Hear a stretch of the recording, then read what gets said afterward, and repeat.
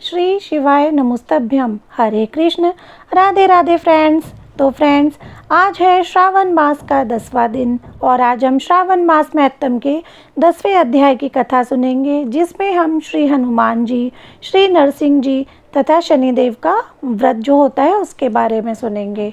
तो आशा करती हूँ फ्रेंड्स आपको ये अध्याय सुनने में आनंद आ रहा होगा, और अगर आनंद आ रहा है तो हमेशा की तरह एक ही विनती और एक ही प्रार्थना करती रहूँगी कि अगर आपको मेरी वीडियो अच्छी लगती है तो प्लीज़ मेरी वीडियो को लाइक करो।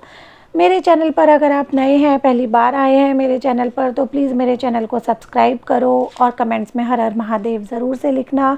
और जो भी अध्याय हैं श्रावण मास महत्तम के, इससे पहले के जो अध्याय हैं उसकी वीडियो चैनल पर ऑलरेडी अपलोड है, तो अगर आपने वो अध्याय नहीं सुने हैं तो आप वो चैनल पे जाके सुन सकते हैं। तो शुरू करते हैं आज का अध्याय। उससे पहले हमेशा की तरह सर्वप्रथम सर्व पूजनीय लेते हैं हम भगवान श्री गणेश जी का नाम। बोलो गणपति महाराज जी की जय। और लेते हैं माता पार्वती और शिव जी से आशीर्वाद कि उनकी कृपा आप सब पर, हम पर यूं ही बनी रहे। तो शुरू करते हैं आज का अध्याय।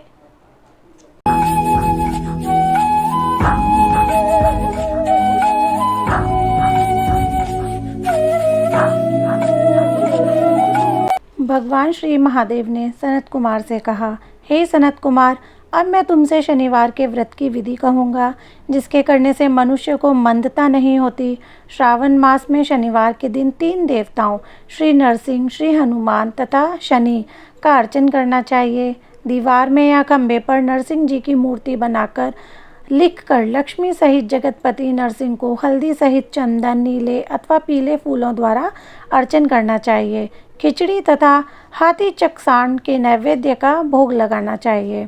आप भी खिचड़ी आदि का प्रसाद पाकर ब्राह्मण को भोजन करवाकर भगवान नरसिंह को तिलों के तेल या शुद्ध घी में नहलाना चाहिए। शनिवार को सब कामों के लिए तेल को श्रेष्ठ कहा गया है।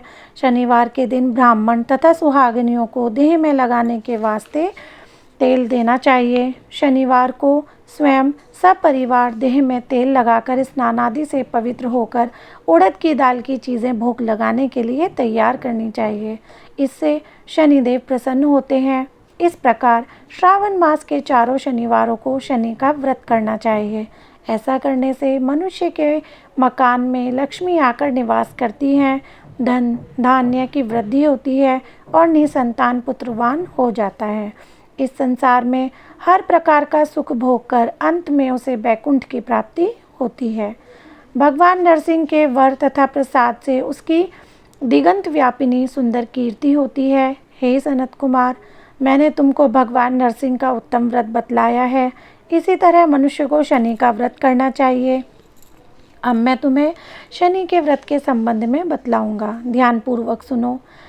एवं लंगड़े ब्राह्मण या उसके न मिलने पर किसी अन्य ब्राह्मण को तिल का तेल मलकर गर्म पानी से स्नान करवाकर ऊपर नरसिंह जी के व्रत में बतलाया गया भोजन करवाकर शनि के प्रीत्यर्थ तेल, लोहा, तिल, उड़द तथा कंबल का दान करना चाहिए। इससे शनिदेव प्रसन्न होंगे। मन में ऐसा विचार करना चाहिए, शनिदेव को तिलों के तेल से नहलाना चाहिए। शनिदेव की पूजा के लिए तिल, उड़द तथा चावल उत्तम माने गए हैं। हे सौम्य, अब मैं शनिदेव के ध्यान के संबंध में बतलाऊंगा। आप सावधान होकर सुनिए। शनिश्चर का रंग काला है, गति मंद है, कश्यप गोत्र है। शनि का जन्म सौराष्ट्र देश में हुआ है। सूर्य नारायण पुत्र वरदाता हैं। इंद्र नीलमणि तुल्य कांतिमान है। बाण, धनुष तथा त्रिशूलधारी हैं। गिद्ध की सवारी है। यम अधिदेवता हैं। कस्तूरी, अगर, चंदन तथा गुगुल का और नैवेद्य में उड़द की खिचड़ी प्रिय है। शनि के अर्चन में लोहे की प्रतिमा बनानी चाहिए। दान देने के लिए काले रंग का ब्राह्मण उत्तम है। उसे 2 काले कपड़े तथा काले रंग की गाय बछड़े सहित दान में देनी चाहिए और प्रार्थना व स्तुति करनी चाहिए। ध्यानपूर्वक सुनो।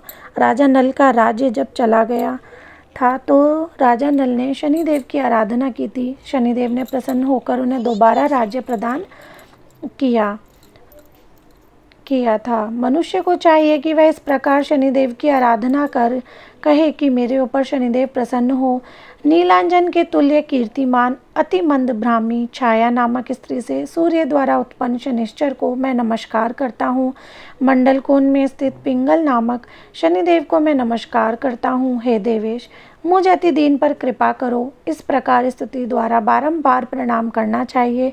शनिदेव के अर्चन में शन्नो देवी इस मंत्र का स्मरण करें। 3 वर्णों के लिए वैदिक मंत्र तथा शूद्र के लिए नाम मंत्र कहा गया है। जो प्राणी सावधान मन से विधि द्वारा शनिदेव का अर्चन करता है, उसे स्वप्न में भी किसी प्रकार का भय नहीं सताता। हे सौम्य, जो मनुष्य इस प्रकार व्रत को करेंगे और श्रावण मास के प्रत्येक शनिवार को भक्ति सहित अर्चन करेंगे, उनके यहाँ शनि द्वारा कभी पीड़ा नहीं पहुँचेगी। शनि जन्म राशि से पहले दूसरे, चौथे, 5वें, 7वें, 8वें, 9वें तथा 12वें स्थान में हो तो सदा पीड़ा पहुंचाते हैं। उनकी शांति के लिए मनुष्य को शामाग्नि इस मंत्र का जाप करना चाहिए और शनि की प्रसन्नता के लिए इंद्र नीलमणि का दान करना चाहिए। हे विप्र, अब मैं तुम्हें श्री हनुमान जी को प्रसन्न करने की उत्तम विधि बतलाऊंगा। श्रावण मास में शनि के दिन श्री हनुमान जी के प्रीत्यर्थ अभिषेक तिलों के द्वारा रुद्र मंत्रों से करना चाहिए।